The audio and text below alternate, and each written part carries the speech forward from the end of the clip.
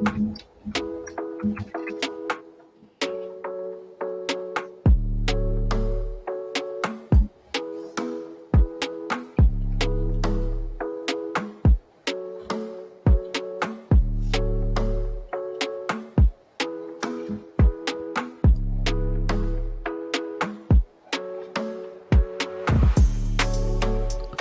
on, let's go. Yes, yes, yes, yes, yes, yes, yes, yes. Intercontinental Sport TV. My goodness, it's Friday. I can't believe it. Tomorrow is Champions League. You know what I'm talking about. You don't need the building. How you all doing? It's Friday, people. It's all about the round in the game, soccer, football, whatever it is. Come on, people. It's Friday. Come on, let's go. Let's talk. Let's debate. Let's have fun tonight. In studio here with me, IG, Bobby. It is what it is. Massive day, massive day. On Intercontinental Sport TV. We don't need the beauty. This is how we do it. We roll like this. Oh my goodness. It's Friday.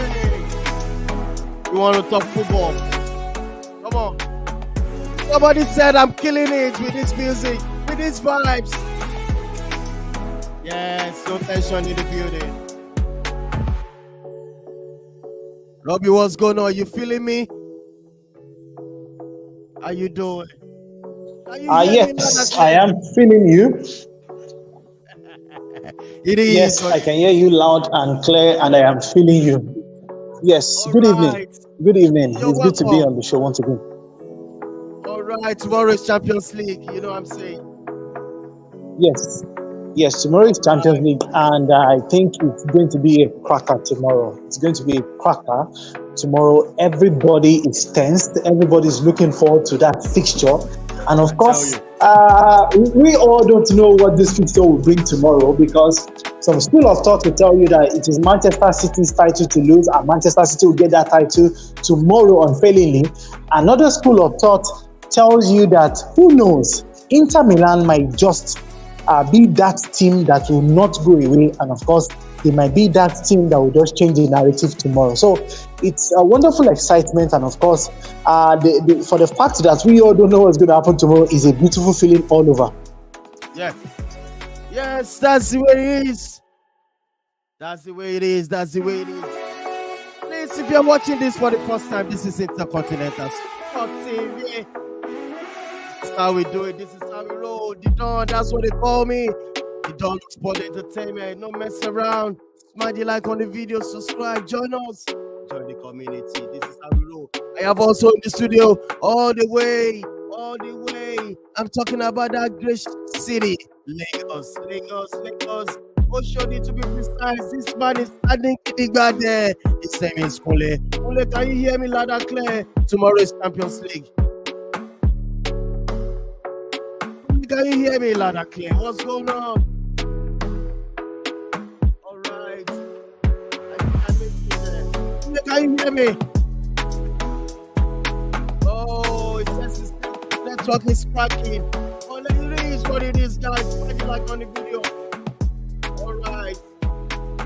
Bring it down. Yeah, the DJ is filming. It's ready. All right. I think Kule will get back to us once again. But let me quickly have this quick debate with you, my brother. Robbie, I have this three legends in Africa. I'm talking about Drogba. I'm talking about Eto'o. I'm talking about George Weah. Where do you stand? I'm going to start one. I'm going to bench one and also sell one. What is your take, Robbie? Talk to me. Can you hear me loud and clear? Yes, I can hear you loud and clear. I think this is a very tough one. Very, very tough one. And the reason I said so is because George Weah's era is not even anything close or anywhere close to the era of Drogba and Eto'o. Drogba and Eto'o played almost during the same time, even though Eto'o came to the scene before Drogba came to the scene. So for George Weah, it's a very, very difficult one. Most people really do not see George Weah play. Most people really don't know much about George Weah. And of course, most people don't even know the fact that he's the only African so far to have won the Ballon d'Or or the World Best Player of the Year award. So that is one thing that makes it so special. So looking at what they bring to any team that they play for, I think I would start Eto'o, I would bench George Weah, and I will sell Drogba. Yay! This guy is fuming. He says go to sell Drogba. I disagree with you. I'm going to disagree with you. Let me look for this man. It says, oh, I thought Prof just joined us, but I think it's Margaret is joining us all the way from that city, Lagos State. Lagos State is a city. I love Lagos State. Margaret, I say it's going to sell Drogba. I know you're going to disagree. This is a quick debate. If you know what you want to sell, which one are you going to start? Which one are you going to bench? Drop your comments if you are watching us live. All right, Maggie, can you hear me loud and clear? Which one are you selling? Which one are you going to bench? And which one are you going to start? Talk to me. This is Intercontinental Sports TV. Hi, the Dawn and guys in the studio. Good evening from here. Good evening from Lagos. It's been a wonderful Friday. Okay. I think it's actually a tough one because when you look at the pedigree of these three wonderful players, they are players that you can't actually bench. You can. They are a starter in each of their clubs. Actually, a very difficult one. George Weah, we saw what he did with is AC Milan. Yeah. And Eto'o, his exploit with Barcelona and Inter Milan, and then Drogba with Chelsea. Yeah. Okay, fine. I think I'm serious. If I'm to start, I will start Samuel Eto'o. Eto'o is actually a fighter with what he has achieved. He is a kind of player you will actually want to start your game with. You will not want to bench him. Yeah. And then second one I will go with I will say Drogba. Then I'll probably sell. I'll sell. Where? George Weah, yeah. I am telling you, it's just because you don't know about this great man, George Weah. I remember him. I'm not saying I don't know. Okay, fine. Okay, all right. Maybe because I'm saying based on these two that I've actually watched, I've seen them play.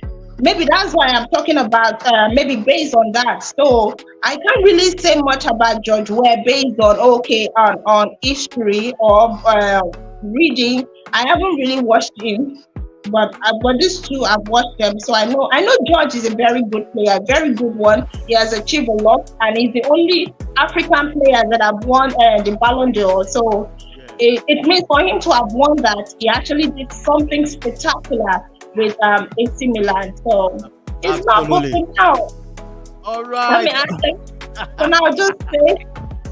What they putting on your spot, lads. Let's go on, people. I'm having Kule all the way from that Lagos city. I love Lagos. I miss Lagos. Kule, are you there live and clear? Please talk to me, bro. Yes, I'm there. Good evening, everyone.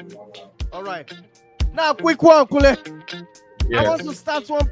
This three legend. I'm talking about Drogba. I'm talking about Eto'o. I'm talking about George Weah. Talk to me, Kule. Are you going to start one? Are you going to bench one and sell one out? Which one will you go well, for me, I actually consider Samuel Eto'o to be the greatest African player ever. No disrespect to Drogba and George Weah. So for me, I am going to start Samuel Eto'o. I will bench Didier Drogba and I will sell George Weah. Now, I know it's going to be disservice to. Yes, I know we could say because George Weah won maybe the Ballon d'Or.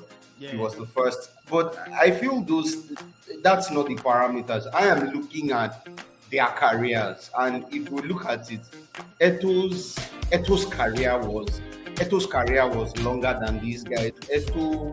Eto'o won more, he achieved more. I mean, Eto'o is the 4-time African Footballer of the Year. I don't think anybody has matched it. if I am correct. Or maybe Salah. I don't know if maybe it's Salah or something, but he has that record, So Eto for me is above the two of them. So I'll start Eto, bench Drogba, and sell George. But no disrespect. Wow. Yeah. Wow, that's massive. I love that, Kunle. Let me tell you something.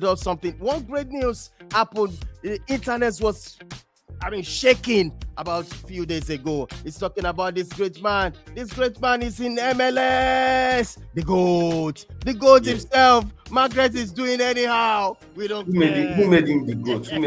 I want to understand. He's giant one in MLS. What is the big deal about him in being in the MLS? Really? Okay, he went to Inter Miami, so what's the big deal? Anybody goes to the MLS now. Well, you don't know how I'm feeling, But Don, why do you have to single out Margaret by saying Margaret is doing anyhow? Because he went to MLS. Messi. I know the excitement. I know why you're so excited about it, because you actually get a chance to watch him live. Yeah. But but don't forget my jersey. I wouldn't mind a jersey signed one from him, please. All right, let me ask Robbie. Robbie, what do you think the GOAT himself is going to bring to MLS? Over to you, Robbie. Talk to me. What do you think he's going to bring?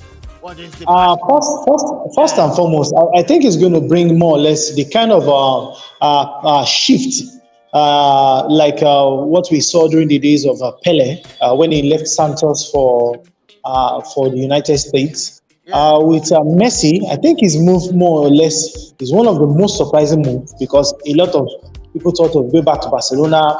Some thought, since he went to Saudi Arabia a couple of weeks ago, even when he was suspended by PSG, definitely he's going back to Saudi Arabia and blah, blah, blah, blah, blah, blah, like that. But the deal on the table for Messi is a very, very important and an intelligent deal.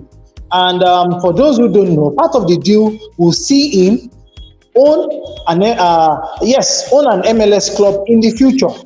Wow. So it's an intelligent deal for him. And for heaven's sakes, you're a rich man. Why would you not want to make more money? And after playing football, just like what David Beckham has, David Beckham is the co-owner of Inter Miami. Messi can also float his own franchise, be the sole owner, or more or less be a co-owner of his own franchise. So since he's in the twilight of his career, what else do you want if not just to bow out with a bang like this? So I think with what Messi has done for football over the years, and with what he's doing right now, yes, he's going to bring. I think he's going to bring that kind of recognition. He's going to bring He's going to bring his experience to the team and of course to the club. And since he joined, everything about the club has been on the upward trend. Just like when Ronaldo joined Al Nassr, Inter Miami's Instagram followers, they have tripled in just less than 24 hours. And of course, the ticket sales as well, everything has been sold out. So it tells you the effect. And I will tell you that I really, in fact, during the time that Ibrahimovic and of course David Beckham played in the MLS, I really don't think they had this kind of effect. So let's say Messi is to the MLS right now what Ronaldo is to the Saudi Arabian league. So I think it's a smart business on the part of Inter Miami. It's a good business also for Lionel Messi, and I believe and I hope that it's going to be a beneficiary relationship between the two of them. That is for the next couple of years that both of them will be together. All right. That's all about this great man in MLS. Margaret, I'm not going to tell you to talk right now because it's a done deal. It's a done deal. MLS. I didn't say it's not a done deal. I didn't say he's going to Saudi. I didn't say he's going to Barcelona. Of course, it's a done deal. And Robbie, every players, I don't think, I'm sure if you ask Ronaldo today, in fact, he's not even asking him. He said in one of his interviews that he will actually own a club. He's aspiring to do that. So every player, him going to Saudi, Ronaldo going to Saudi is also, I also view it as an intelligence move. Same with Messi going, because on the other radar, I just feel that MLS outsmart Saudi this time. Yeah. So I don't know what they actually played. I don't know what they actually do. What apart from the fact that he will own a club there, I mean one of the clubs there, but I don't know what else they actually do that actually changed him, that made him change his mind from going Saudi, as all of his colleagues going to Saudi to play football. Saudi has gone with Ronaldo, they've gone with Benzema, Kante. Almost now, I read another rumor that they are coming in for Mahrez. So that's to tell you that Saudi, well, all the attention, football attention, will actually be on Saudi, and both on Saudi and Inter and MLS. So let's see how this goes. We're waiting. All right. Let's move on to the next one. It's going to be the final tomorrow. I swear that it's going to be loud. Manchester City versus Inter Milan. Kunle, do you remember our as a Manchester United fan, Kunle? The treble could go down into history for Manchester City. What do you think going into this game? And we are going to do a preview about that match. Only as for me, as a Manchester United fan, I don't want it to happen. I want Inter to go all the way and see. You know what I mean? Kunle, talk to me. What's your word? Yes, for sure. I would definitely love Inter Milan to win the Champions League, because obviously I don't want Manchester City to win the Champions League. Why should they have the treble? I mean, I would love the records to stay as much as possible, but it doesn't deny the fact that Manchester City are going to be the favorites tomorrow. And for me, I feel that game is going to be more about who is able to take control of it from the very beginning, and of course, whoever gets the first goal. I feel that's what's going to determine the game. And you can see how City have been like in the last 2 months, where, after there was a bit of a struggle from them, Pep Guardiola tweaked his tactics and they now look like this very efficient team that, even though Erling Haaland wasn't scoring that much, they were able to get they've been able to get the results, because the goals will come from anywhere. If it doesn't come from Haaland, there's Gundogan, there's Kevin De Bruyne, there's Bernardo. I mean, they just have options. Inter Milan do not really have those kind of options. So it's going to be a long night for Inter Milan, but I think we shouldn't write them off, because I think, like we've said before, Simone Inzaghi he's a cup specialist. He already has 6 cup titles, or is it 7? He has been to he has 3 cup, 7. He won 3 in Lazio. He now has 4 in Inter Milan. But although those are domestic titles, but I mean, this is the Champions League. Champions League is not a domestic cup, so it's going to be a different ball game. But I feel above all, it's all to play for tomorrow night. All right, Robbie, what do you feel? What's your take about this game? Manchester City, do you think Inter can put surprises? Tomorrow is the day. What do you think, Robbie?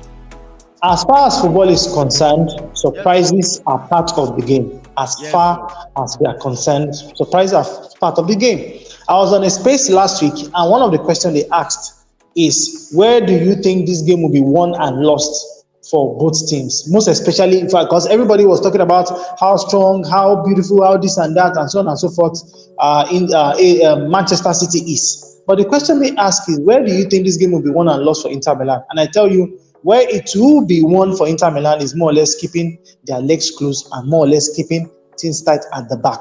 Yes, the fact that Manchester City are more or less the most potent team right now in terms of attack is no news. But can Inter Milan, the team that has the most clean sheets in this year's Champions League, can they keep things tight at the back? And can they do more or less what you call the smash and grab? Can they hit can they hit Manchester City on the counter or via luck or via a moment of brilliance and keep things tight at the back? If Inter Milan scores first tomorrow, and let me also put this out there, the last 4 finals have been won by a lone goal. In the last UEFA Champions League finals have been won by a solitary goal. So if Inter Milan, as it is right now, can score first tomorrow, they should know that they just practically went to knock on the devil's door. So definitely all hell will be let loose. So the question is, if Inter Milan scores tomorrow, can they keep things tight at the back and soak up the most amount of pressure they have seen their entire football career for 90 minutes or maybe 95 or 96 or 97 minutes and be able to lift the trophy? So tomorrow, like I said, nobody knows what is going to happen. Yes, some people, more or less 80% believe Manchester City will just show up on the field and Inter Milan players will pee in their pants. But the truth is, for football gives everybody an equal chance. We have seen giants fall, and we have seen giants also get the job done and go back home. So for me, I am much more interested in the intrigue of what tomorrow holds that we do not know. So let's just sit back and enjoy. But I think a part of me just wants Inter Milan to win. Despite the fact I know that Manchester City will win. So all right, Robbie is predicting the octopus is here. Live Didon. I want to report Robbie to you. Oh, let's go on. From what he's just said, I think Robbie he's a Manchester City sympathizer, honestly. Oh, that's true. From everything he's just said now, he wants. I agree he has left Manchester United, but everything I've noticed that thing for a while now, that he's a Man City sympathizer. Absolutely. Like he likes everything City. For what he just said.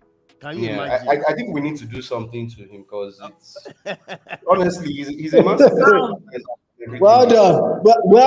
Well done. Jay, well done. I know you don't need to hide it. You don't need to. Well, I think it's because City comes from Manchester, so because of the little love he actually has for Man United, he had to let's give it to Man City. Why will you have that kind of love? Wait, Margaret, why will you have that kind of love and take it? Don't buy them. Don't buy them. Wait. Actually, what I'm going to say about tomorrow.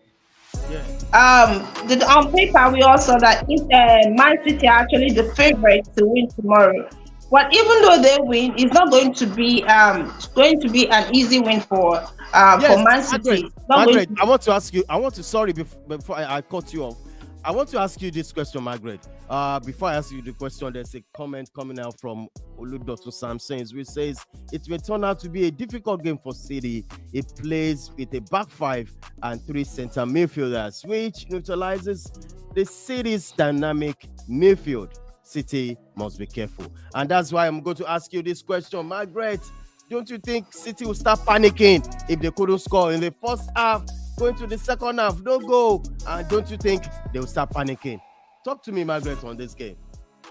Well, I was saying, the panic might actually be there. That is if Pep Guardiola decided to change things at the dying minute. We all know him. He's the kind of manager that loves to try out new system. Like what he did against Chelsea,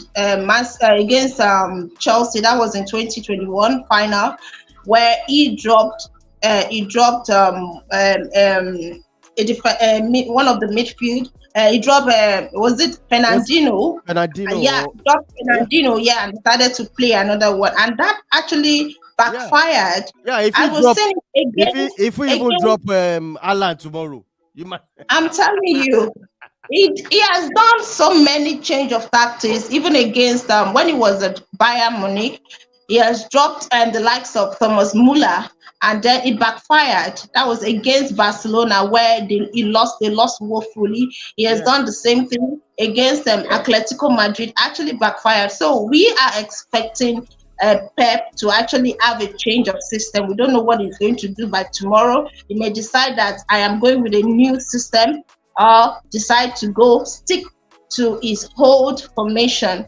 And then as for being panic, and that is left for Inter Milan. Inter Milan might decide tomorrow to start with a 2 striker up front. Yeah. And if they do that, Simone does that, I think it's going to be a very hard one for City. Because City, if you want to destabilize them, I think they need to play with 2 strikers up front. We saw that against them, Brentford. Yeah, I'm sure Inter will want to play like Brentford. Inter will want to play like Everton. When you watch the Everton game with City, Everton played with 2 strikers up front. You saw that it was actually a very difficult one for City. So if Inter Milan will come out and then they have 2 wings backs that goes forward a lot, that will actually create problems for City. But then you can't take away the intelligence and tactical prowess of Pep Guardiola's away. But it's going to be a very difficult one if Man City win. Yeah, it's going to be a very difficult one. There's 3 players in Manchester United that play for Manchester United. We have Lukaku, we have Damian, and Mkhitaryan. Yeah, Mkhitaryan also playing tomorrow. Right. We all look up to them for them to do some magic. We don't want that record to be broken. I swear down. I'm not going to have it tomorrow. And do you know we have it in our hand already in FA Cup. We should have done that, but it was 30 seconds really scattered the plans. Kule, you want to say something? They don't. See, you can't. That is why City are efficient. You see, yes, it looked like United were in the game, but City had that game covered, and that's the thing. Can Inter actually withstand City? City is not Juventus.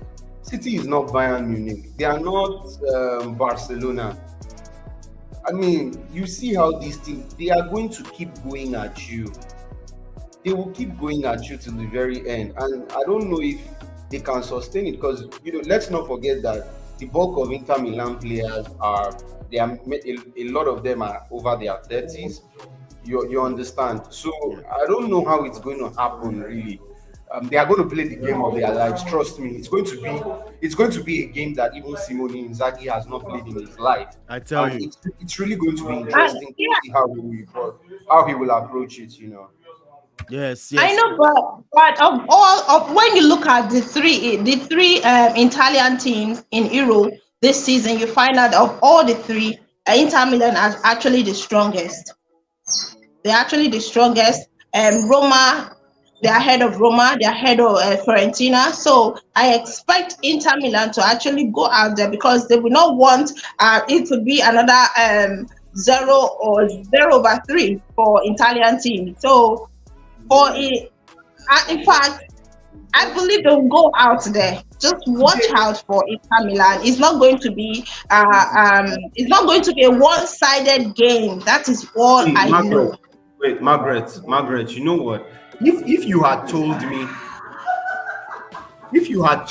that it was Napoli Man City was facing, I would have said okay.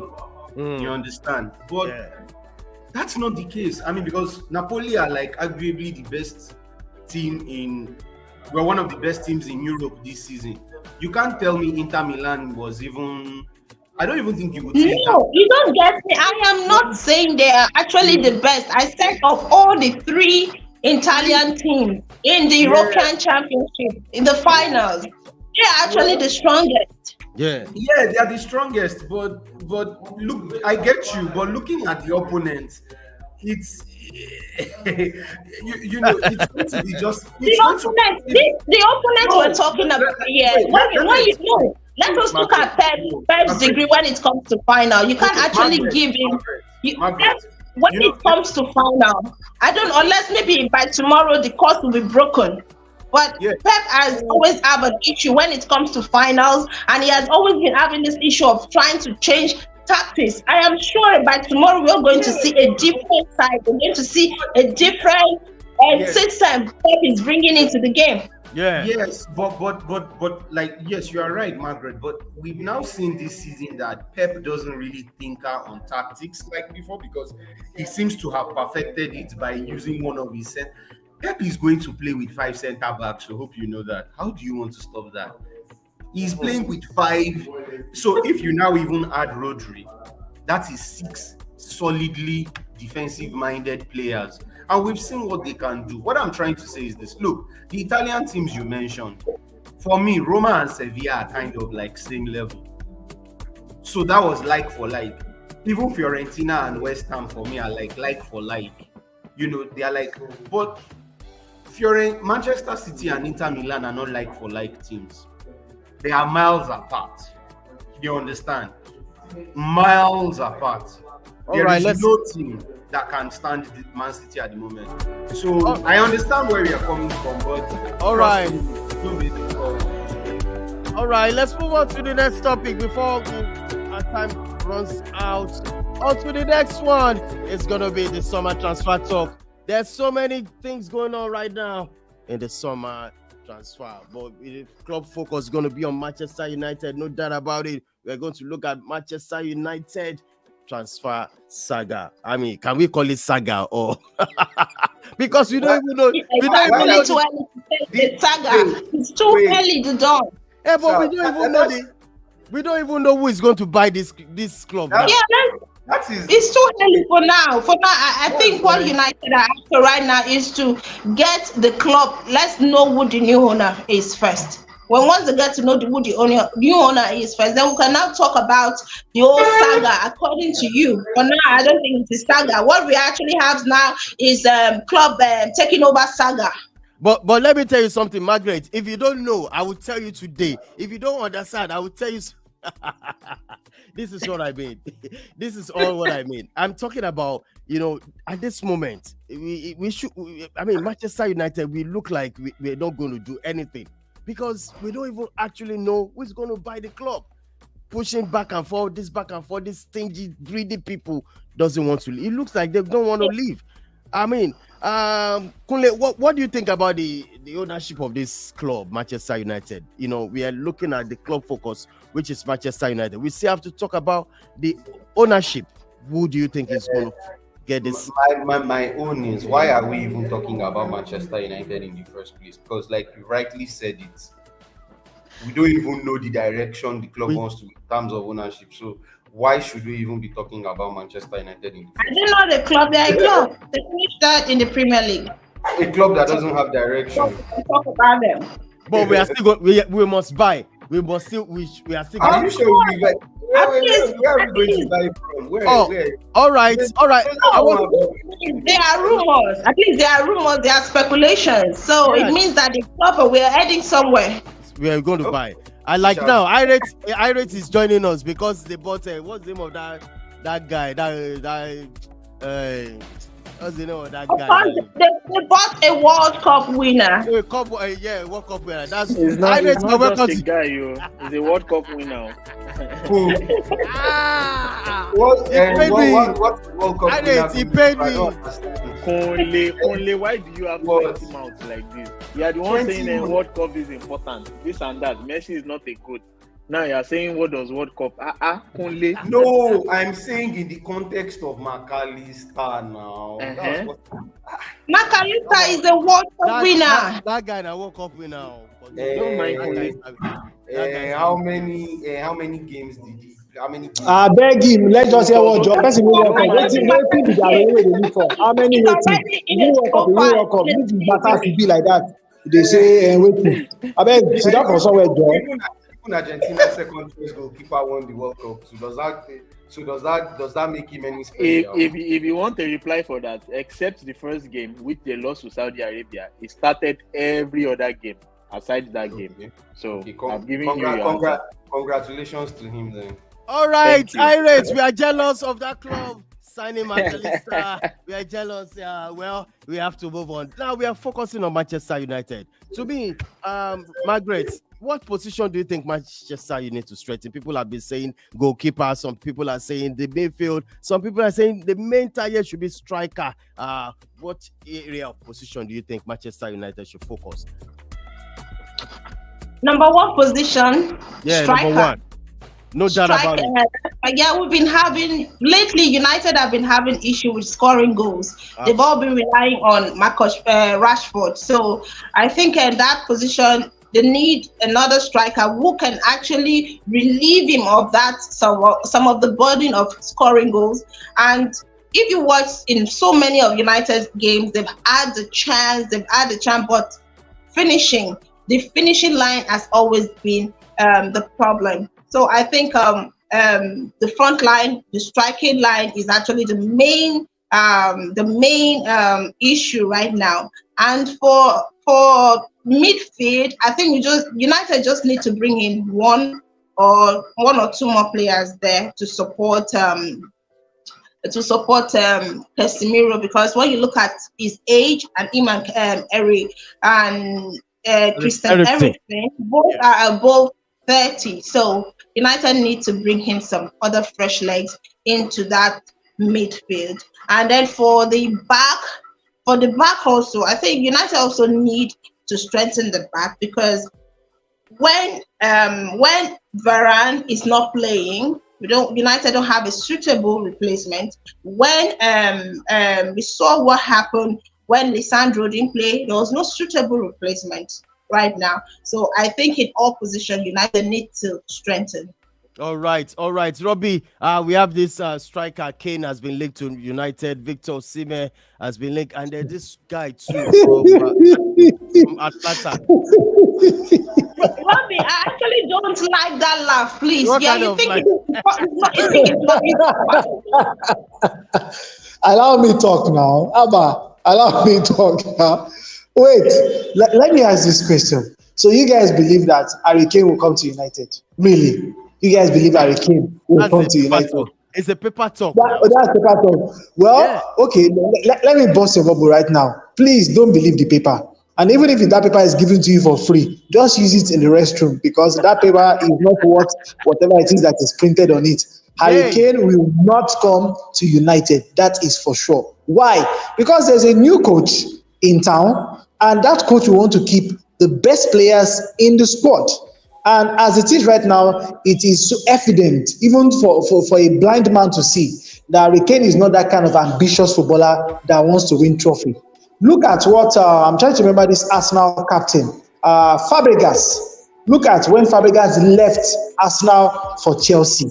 Look at when Sami Nasri left Arsenal for Man City. Clichy left Arsenal for Man City. Sagna left Arsenal for Man City. So look at the way these players make their career choices. It tells you that they are not satisfied with the status quo. And somebody like Harry Kane is not that kind of player. Look at all the players that have played around Harry Kane when, let's say, maybe some 5, 6, 7 years ago. Even Ndombele just won the league with Napoli. Brian Gill won the Europa Cup with Sevilla. And we have names littered all over the place. Trippier left him in England. Trippier, his former teammate, left him in England, went to Spain, won the Spanish league, he won one of the Spanish Cup as well, and he came back again. And the team he plays for even did better, or is doing much more better than the same sport he left Harry Kane with. So it tells you, came back and won another trophy. He didn't mention everything. So thank you very much. So even look at Eriksen. So even look at Eriksen as well. He has won the Carabao Cup. Harry Kane has not won the Carabao Cup. So it tells you about the ambition of this man. He had decided to sacrifice trophy on the altar of I am the highest goal scorer in the league. For Man United, there is no way Spurs will sell Harry Kane to them. And if Spurs sells Harry Kane to United, trust me, Daniel Levy will squeeze every ounce of blood out of whoever it is that decides to negotiate that deal with him. And let us not forget that that quote by Sir Alex Ferguson, that negotiating with Daniel Levy is much more painful than his hip surgery. So it tells you the kind of man at the helms of affair at Tottenham Hotspur. So for other players that United are linked with, the conundrum with United still remains. Sheikh Jazim has dropped an upgraded bid for the club. Yes. The Glazer families are still dilly-dallying on it. So the future of the club is one thing. That is the last one, according to report. The last. Yes, and from the report, the man says if they don't take that deal, he will go back to the desert quietly with his money. because I believe that United have played and toyed with this man for a very long time. It is just outrageous, very outrageous. And like I said, I was making an analogy to a friend that you put a car out and you say you want to sell the car for 1.5 million. A buyer comes along and says, okay, this is the 1.5 million for the car. For your troubles of putting the advert on the car, take another 500,000 naira. So the person is even willing to give you 2 million. Then you are now saying, bros, no vex, so let me see if other buyers will come. What are you looking for? Somebody is here in front of you, giving you 2 million as against the 1.5 million that you want to sell the car. And you're now saying, bros, let's wait till next week. Let me see if other buyers will come. If they don't come, I'll now sell the car to you. Or in the case of Jimmy Ratcliffe, this person that wants to sell the car is now saying, bros, give me 1.2 million. Then the thing is that every weekend, you and I will be sharing the car. What kind of deal is that? So sell the club outrightly, take your money and go somewhere else. Let somebody who wants to make something, to do something creative with the club, let that person take over. The Glazers are killing the team. And it is more or less, I don't know, I think at the end of the day, it will get to the manager. And at the end of the day, it will ruin whatever it is that this club stands for. And of course, it will just chase people away from the mention of the name Manchester United. Yes, thank you so much. I'm going to call on Irate right now. There's this the speculation about these three gentlemen, Rice, Mounts, Rice going to, is it Arsenal? Someone says Bayern Munich, and Caicedo as well is also moving. What we want to say about these three gentlemen in this transfer windows?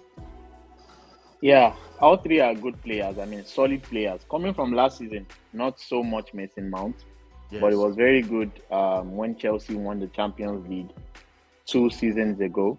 So, also an England international.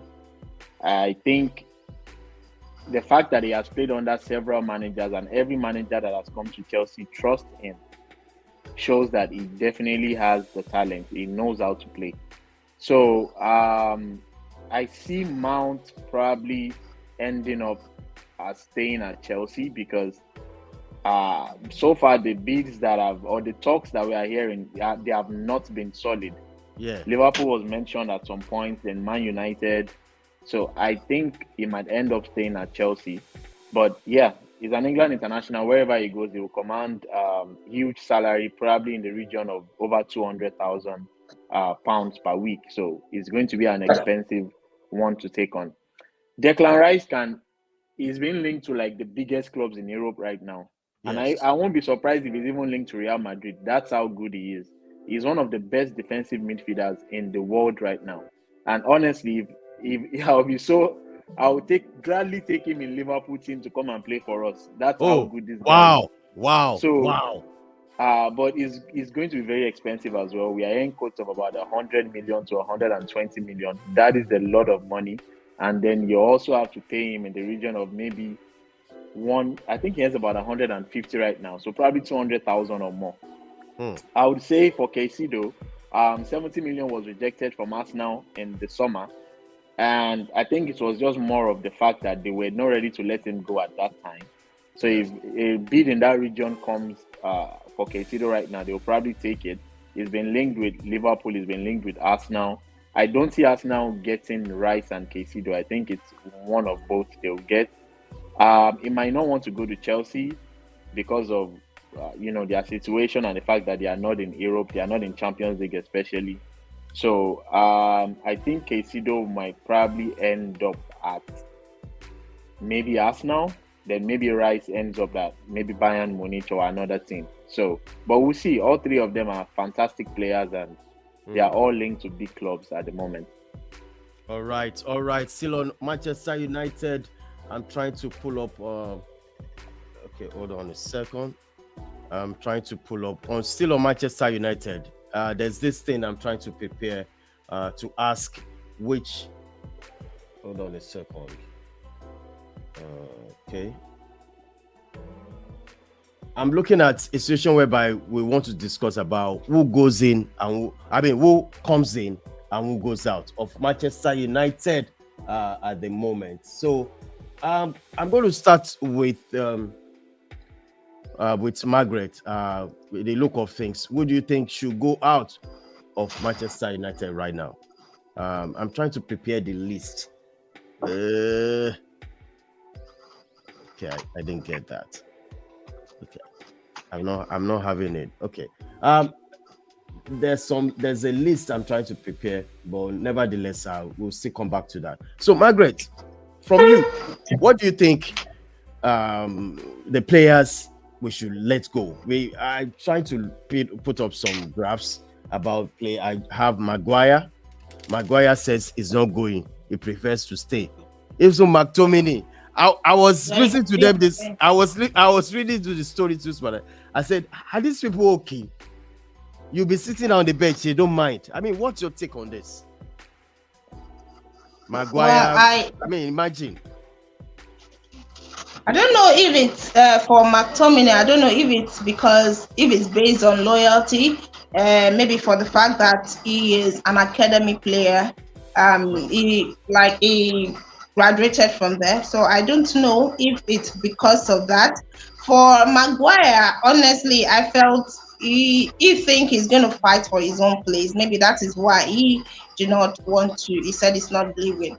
And for Fred, we already heard speculations that he will be going to Fulham, that he had a talk. There was a rumor of him being pictured together with Silva, the Fulham coach manager. And for Martial, I think Martial, there's every possibility that he might leave because of his injury, or he might be sent on another loan again. And for Sancho, I don't know what Eric Ten Hag actually have. What with the both of them, I don't know if he's actually into his plan. But for De Gea, I actually don't see De Gea leaving. I do not see him leaving this season. I don't see him leaving because there is no speculation about him going or him staying. I don't see him leaving. He's actually in the manager's plan. Maguire, everyone saying he's going. Sancho, there's a question mark on him. We don't know if he will improve in the coming season, or if it's still going to be the same thing, or if I think to me, it needs to see more. It needs to see psychology again. For McTominay, should just go. He should go. He should stop. All right, Margaret is fuming. She said, McTominay, get out. All right, Kule, I'm going to ask you something. You know, these are the list of players. Do we keep De Gea? Let me start from there. No, for me, David De Gea needs to go. Yeah, I feel it's one of the big decisions we need to make. Now, I understand Manchester United is not there yet, right? But this is the thing. Somebody needs to compete with him, right? If we really want to go in the right direction.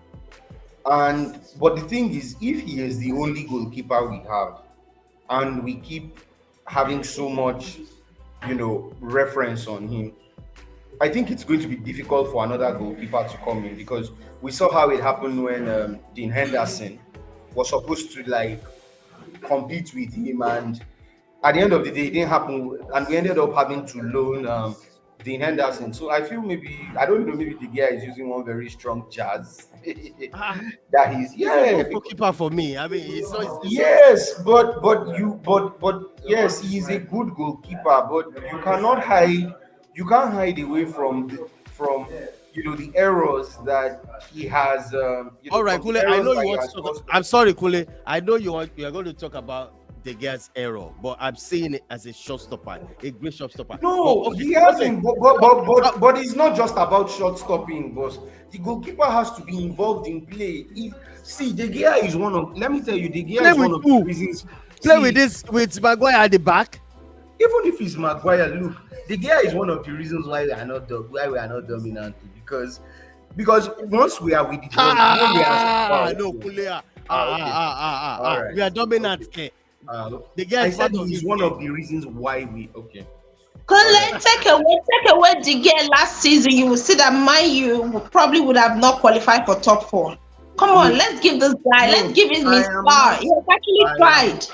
I am not disputing, but I'm saying that if what I'm trying to say is this: if United is aiming to play at that kind of level where we are seeing with City and the likes of Liverpool, it can't happen with the gear. That's what I'm trying to say. All right, Kule, hold on. I just want to balance this this question people have been asking me to ask. Yeah. They said keep or sell. They said the gear we should sell.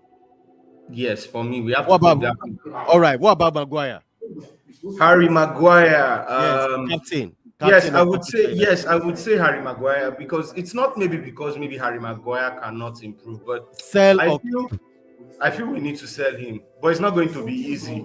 You know why? Because Maguire still has a contract until 2025. we'll So it's pay going to him. be They will it's pay going him to 10 be million. it's going to be difficult to sell him. It's going to be All right, difficult what to about sell him. Sancho? Keep Sancho, or sell? no, let's keep Sancho. Sancho is a good player. Sancho is a good player. If Manchester United gets better, I believe Jadon Sancho too will get better as well. We should All keep right, Sancho. what about Fred?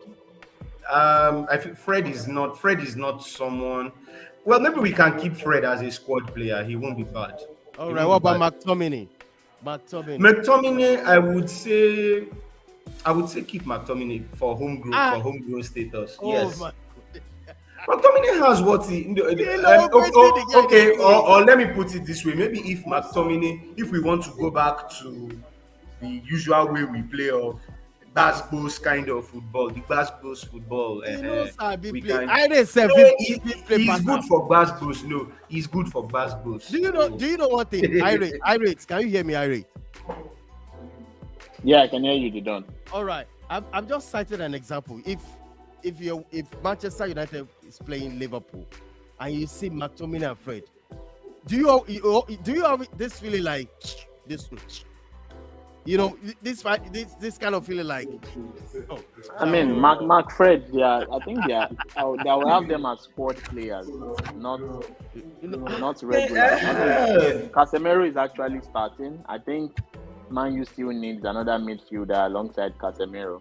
So, but I think Fred and McTominay, there are times that McTominay has also stood up to the occasion and scored a couple of goals and put in tackles, and Fred has also had some. The guy knows Sabi.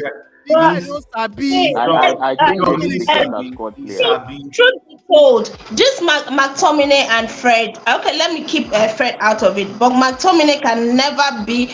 I'm not sure it will be in a team like Arsenal. I'm not sure it will be in a team like Man City. I'm not sure it will be in a team like Liverpool.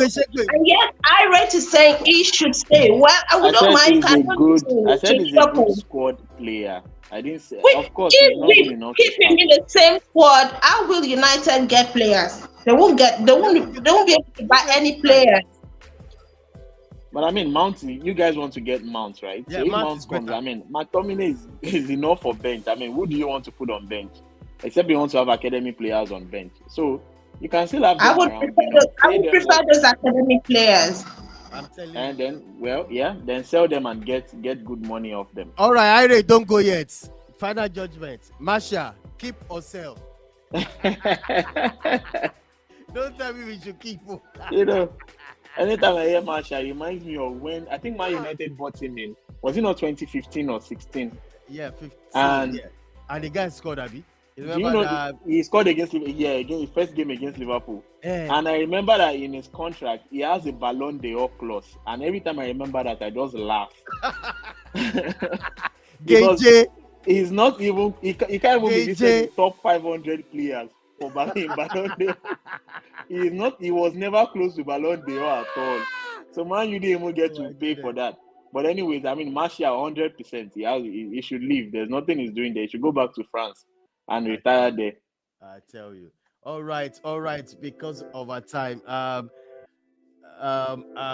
Robbie, this guy is in Real Madrid. Jude Bellingham. You remember you guys are pushing for Bellingham at some point, and at the last stage, you guys were. Why you look for trouble? Leave Liverpool. No, they have also gotten a quality player in McAllister. Leave Liverpool. Exactly. For 35 million. So we didn't have 105, and we had 35. So That's good. We are fine with McAllister. My But brother, una do well, Jare. Okay, so you pay una. We pay you know, una. pay them, You nothing know, they pay pay us. them Who at no all. get money, no get. We no get Not, money. nothing they pay them at all. Well, I think for Jude Bellingham is a good signing for Real Madrid. Very, very good signing. Real Madrid are more or less one of the few teams in Europe that has money to splash. They've been chasing this young man for a very, very long time. So it's a good one to see that they have finally been able to get in. I think the question remains how will he play or where will he play? That is just more or less the question here. But I believe that with the kind of with the kind of manager in Ancelotti, this man will develop, and of course, he's going to be one of the fan favorites. I believe so going forward for him. Because if you're going down history and you begin to look at how well English players have fared at Real Madrid, it is more or less like a 50-50 team. Some went there and more or less didn't do well. Some went there and of course they did very, very well. So for Jude Bellingham, all the very best to him. He has had a wonderful, wonderful time in Germany, and I think Real Madrid is the next place for him to go.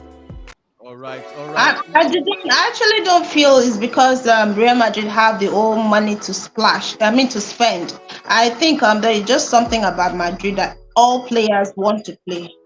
There is something about it. They want to play for Madrid. So whenever Madrid comes knocking on their door, in fact, that is when you see that players change their narrative. That narrative change their attitude towards their club because they want to go to Madrid. It's not about the money. It's just Yeah.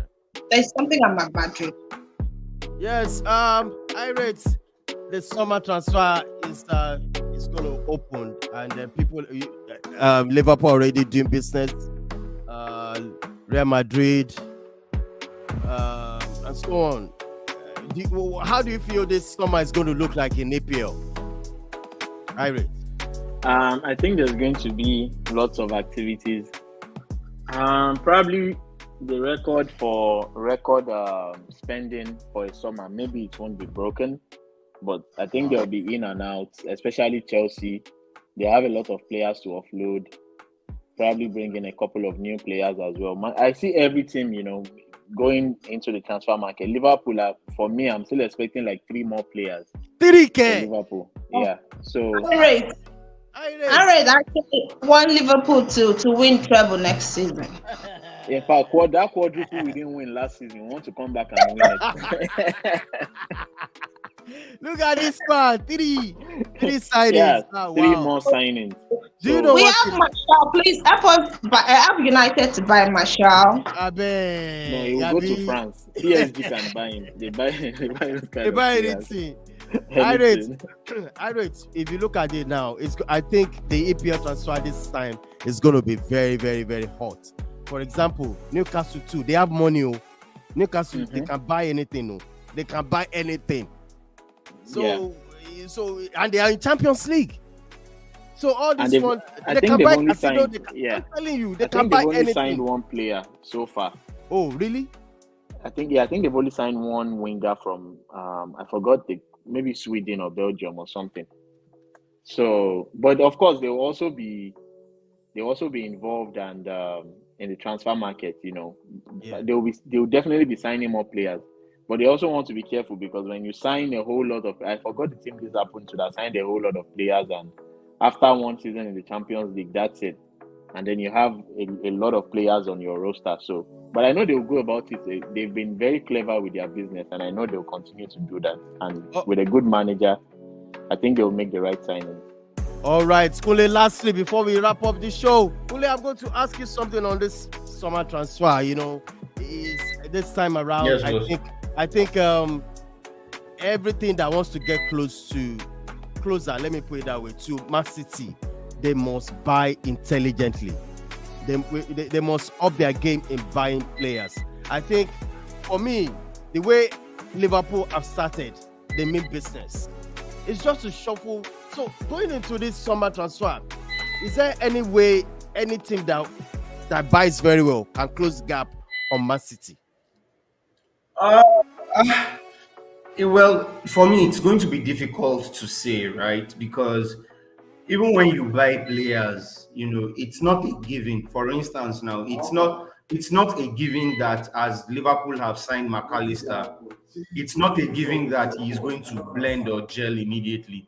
You know, we all saw when Thiago Alcantara came, it took a while before he could blend. If I'm not mistaken, Irate can correct me. Even Fabinho, I think Fabinho was not an instant hit when he came.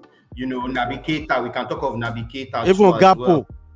You're exactly. Gakpo seems to, but eventually, right? And all that period where those targets might be trying to adjust to life, Man City is already building gap. I tell you, Man City is building gap. So it all depends on how those targets, how they adjust. If they can do it instantly, then that will definitely put pressure on Man City. But if that is not the case, I think it will just be a case of Man City building a big gap, and other clubs will be chasing them.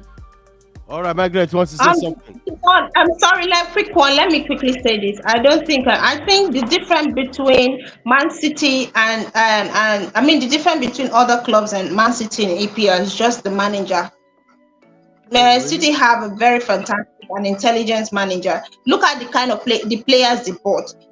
Where a lot of clubs go out there get quality nonsense, but if Pep goes in and get quality goods, something very quality, and then he molds them into fantastic players. You know what it was.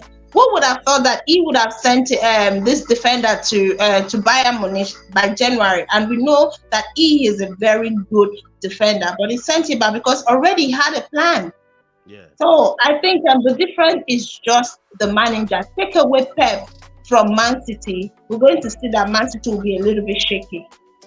All right, this is how far we can go, guys. Tomorrow is going to be the Champions League. Robbie is going to be loud on Twitter. It's going to be loud. It's going to be loud on Twitter. Check him out. Our Twitter handle is displayed on the screen right there at ISTV_1 to win prizes, to win something. Hook up with us. Please smash the like on the video. Great gentlemen, anywhere you're watching from. Irate, I want to thank you so much for joining us. Tomorrow is going to be loud. The Champions League. What's your score prediction, Irate, going into this game? I know you want to support that team, but what's your score prediction?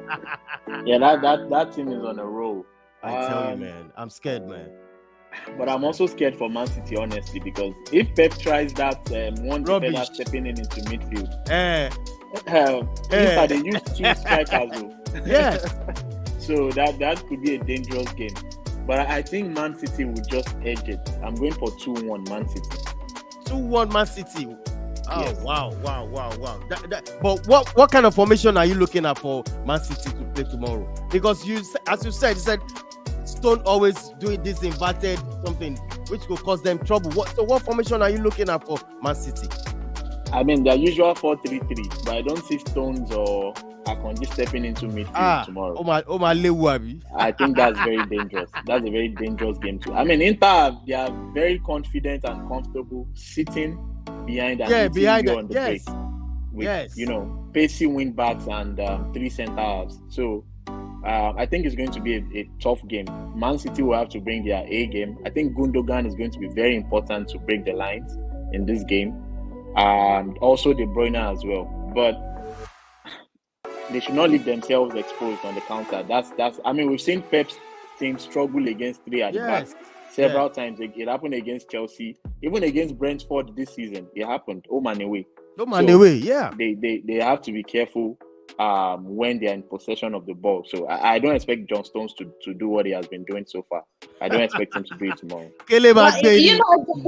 John Stone against United, I think he played as a midfielder. So instead of an hybrid centre back. So I just feel that Pep might actually use the same formation, the same squad, apart from the keeper that they used against Man United. To play Inter Milan. He may not this time around. I think he may have learned his lesson. I'm not sure he's going to try to do something different this time. All right. Ira, thanks for showing up on this show. Thanks for having me. Monday. All right, Margaret. Thank you so much. What's your score prediction for tomorrow? As a Manchester United fan, we must win. What's your score prediction? You're unmuting mic. All right. Well, in as much as I want Inter to win, but okay, you mean score prediction, right? Yeah. Either at 2-1, 1-0, or extra time, penalty shootout, just anything like that. So who's gonna win? Inter, of course. Oh, Inter Milan. All right, that's David from Manchester United fan. All right, thank you so much, Margaret. See you on the next one. One love. All right, Ule, what's your score prediction for tomorrow? Manchester City versus Inter. I'm sorry, but for me, I don't know. It's going to be sad, but I see Manchester City winning the game tomorrow. I don't think Inter Milan have a chance. So I will say Manchester City 2, Inter Milan 0. Yay! Kule, thank you so much. Right. Kule, as a Manchester United fan, he's saying Man City must win. All right, on to the next one. I know you're not Bully the mods. All right. I know the number to your house. All right. All right, Robbie. What's your score prediction, my brother? I know you love Man City. Sexily. Talk to me. What's your score prediction? Okay, well, I'm going for an Inter Milan win tomorrow. So I see Inter Milan winning by 1-0 tomorrow. Just 1-0. All right, yes. Robbie. One love, man. I appreciate for showing up on this show. Thank you so much. All right, people, smash the like on the video. On to the next one. The dawn is ending out. I love this game. It's gonna be massive tomorrow. What are you waiting for? Join us on Twitter. It'll be loud. All right, same time. Bye for now.